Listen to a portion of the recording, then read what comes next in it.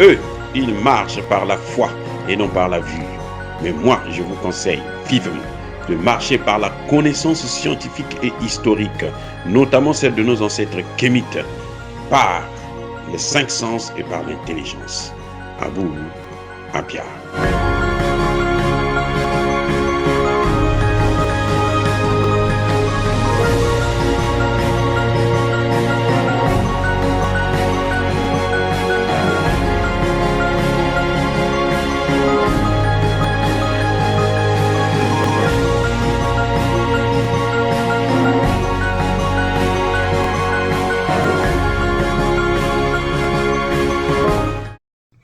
Otep à tous, bienvenue sur la chaîne des panafricanistes par essence, par conviction et par excellence. Celle des citoyens kémites par nécessité et obligation de combat. Nous sommes une chaîne qui n'est guidée que par nos ancêtres et rien que par les ancêtres qui appartiennent à l'égrégore du monde noir. Par conséquent, nous ne croyons en aucun dieu venu de l'étranger. Toutefois, cette vidéo n'est aucunement destinée à inciter à la haine ou à la violence, car nous menons un combat qui est d'abord et avant tout spirituel, intellectuel et démocratique. Ensuite, il est politique, géopolitique et géostratégique, contre l'impérialisme, le colonialisme, le néocolonialisme et l'endocolonat, qui sont tous qualifiés de crimes contre l'humanité. Nous menons ce combat sur la base du principe fondamental que nous avons hérité de nos ancêtres kémites, qui est celui de la Mahat, c'est-à-dire solidarité, vérité et justice. Vous êtes donc en droit de connaître la vérité et nous avons l'obligation de vous dire la vérité, rien que la vérité, afin que justice soit rendue au continent africain. Et ça, c'est notre modeste contribution dans cette noble lutte en faveur de la souveraineté, la dignité, la solidarité et l'unité africaine. C'est exactement ça que nous appelons le panafricanisme. Bien-aimés frères et sœurs, Alassane Ouattara vient encore de donner un coup fort à la Côte d'Ivoire. Il vient de frapper la Côte d'Ivoire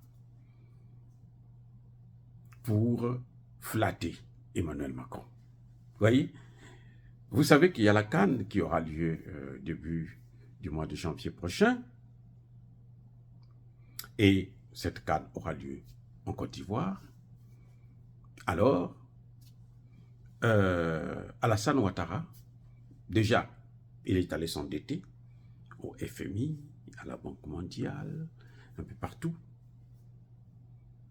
Il a emprunté plusieurs milliards de francs CFA pour organiser ce grand événement africain. Et qui est le grand bénéficiaire? C'est la France. C'est la France. Je veux vous prendre un seul exemple. Si vous écoutez la vidéo, le commentaire du PPACI, où le porte-parole est venu expliquer toutes ces choses-là, ça vous donne la chair de poule. Mais moi, je vais vous prendre un seul exemple. La Côte d'Ivoire va donner aux médias français 15 milliards, écoutez bien, 15 milliards de francs CFA que Alassane Ouattara donne aux médias de Macron. Ces médias mensonges-là, ces médias qui passent leur temps à nous dénigrer, nous criminaliser, nous massacrer, parce que les médias, les mots ont la puissance des balles. Avec les mots seulement, on peut commettre un génocide. Et eux, ils ne font que ça.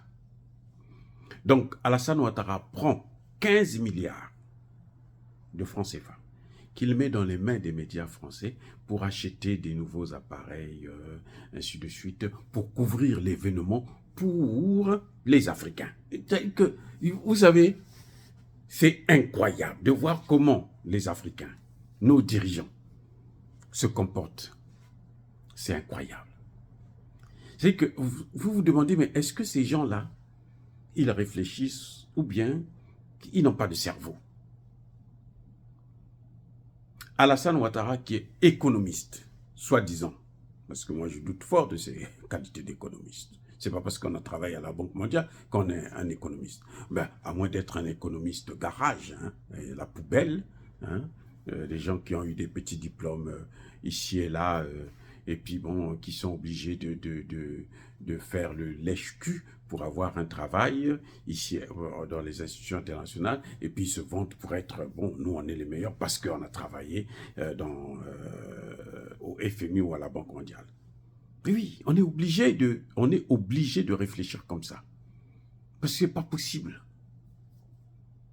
15 milliards, on pouvait donner ça aux journalistes, aux médias ivoiriens ou africains.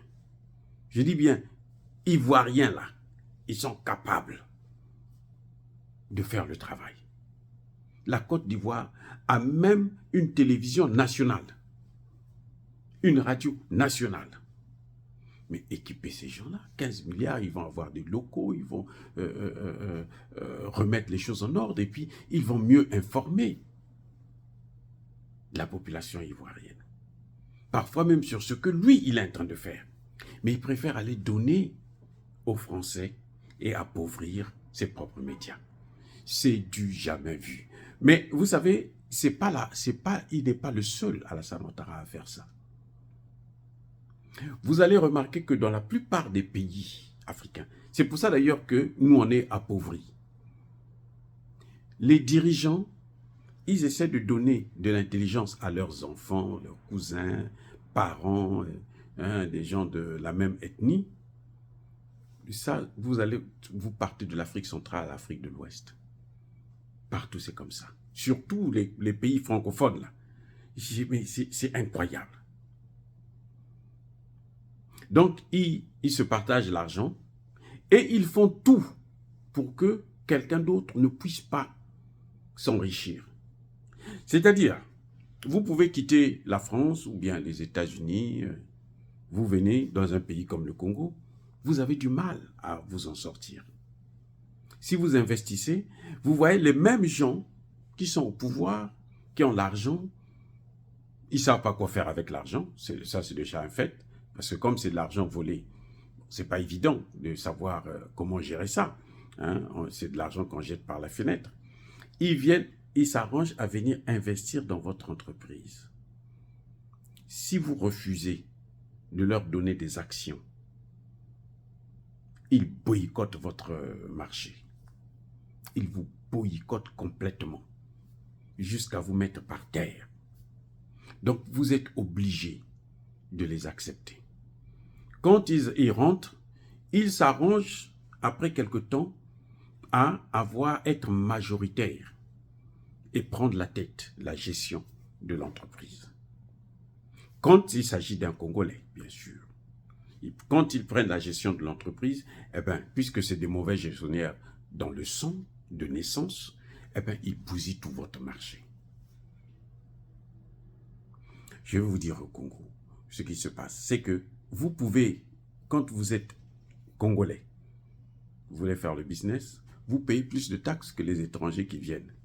Les Libanais, les ceux-ci. Eux, ils sont... C'est pour ça qu'ils prennent le pays en otage. Ce que ces dirigeants-là oublient, puisque eux, ils aiment toujours que leurs enfants, voir leurs enfants les succéder, parce que bon, ça va continuer, leurs petits-enfants les succéder, ce sont eux-là, les mêmes Libanais qui laissent là, demain, qui vont rendre la vie difficile à leurs enfants, à leurs petits-enfants. Ça se voit, le cas, c'est Haïti. Il y a plein de Libanais. Hein. Quand on parle des Blancs en Haïti, là, ce sont surtout les Libanais. Mais ces Libanais-là, hein, des métis, ils se sont mariés et tout. Ces Libanais-là, tant qu'ils n'ont pas le pouvoir, tu ne peux pas gérer le pays. C'est ce qu'ils ont fait avec Martelly. Quand Martelly était là, il n'y a pas de problème.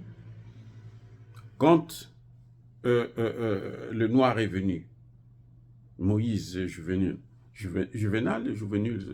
sais pas, en tout cas Moïse, celui qui a été assassiné tout récemment, quand il est arrivé, comme il est noir, ben, qu'est-ce qui s'est passé? On l'a assassiné. Ce sont les Libanais qui gouvernent. Ils ont un lobby, ils ont un club très fermés entre eux. Et quand tu ne fais pas ce que tu rentres pas dans leur... Tu n'es pas de leur catégorie, leur race, là, c'est fini pour toi. C'est dur de gérer, puisque ce sont eux qui ont l'argent. Et c'est ce que vous voyez dans nos pays, là. On appauvrit. Et quand Alassane Ouattara fait ça, c'est pourquoi? Pour que les informations, désormais, même après la CAN, nos informations doivent venir de médias français, pas de nos médias. Donc, et les Français, c'est ça qui est le grand problème avec les Français. C'est qu'ils veulent le beurre, l'argent du beurre, le sourire de la crémière, et ils veulent prendre aussi la crémerie. Ah oui, c'est ce qu'ils font. Parce que, regardez, c'est une canne. C'est la canne. Ce sont les jeux africains. Mais quand même, les Français viennent prendre la paternité de la couverture de cette canne. Deuxième, en Côte d'Ivoire, comment ils appellent ça là? Il y a un nom là, j'ai oublié. Quand je vais me rappeler, je vais vous parler de ça. Donc, vous voyez, ce que Alassane Ouattara fait, il affaiblit nos propres médias, qui sont pauvres à cause d'eux, parce que l'audimat, ça ne rapporte pas trop, mais ils préfèrent enrichir des autres médias qui donnent une mauvaise information, parce que ce sont des menteurs. C'est ce que Poutine appelle les médias mensonges. Donc, ce sont eux qui contrôlent l'information, ils contrôlent nos pays. Vous vous rendez compte? Pourquoi ils mettent autant d'argent? Pourquoi ils viennent? Ils ont même des traducteurs dans toutes nos langues. Tout ça, c'est pourquoi? Ce n'est pas un jeu. C'est pour contrôler nos pays. Le ministre Diop le dit ouvertement, clairement, il explique ça très bien. Le contrôle.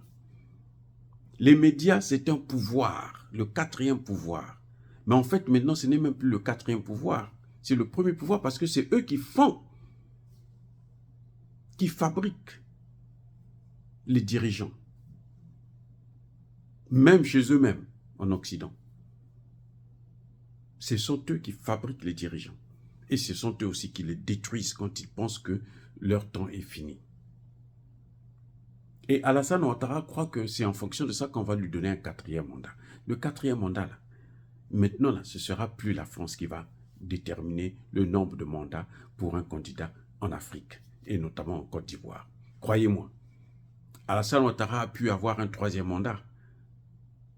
Personne d'autre ne pourra prendre un troisième mandat sans l'avis des Ivoiriens.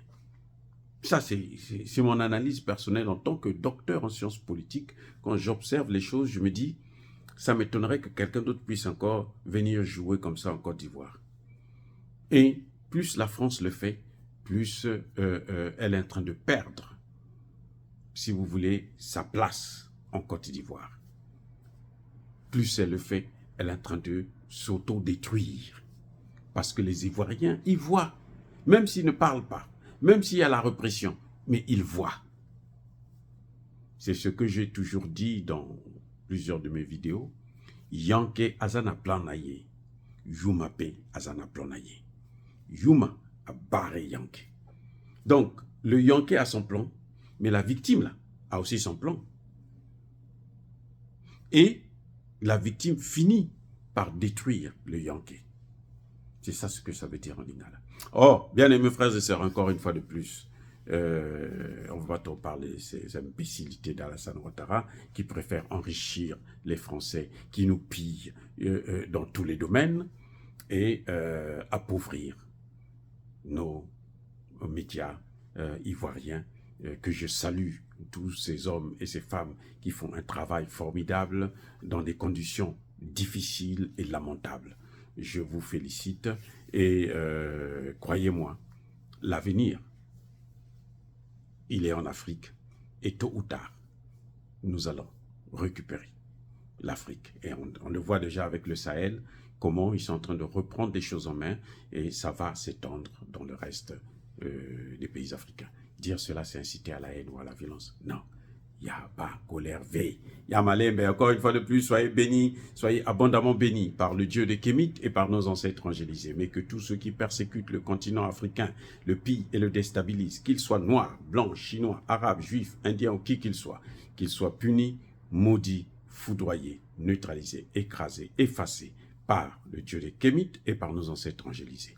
Vive l'Afrique éternelle, j'ai dit et j'assure.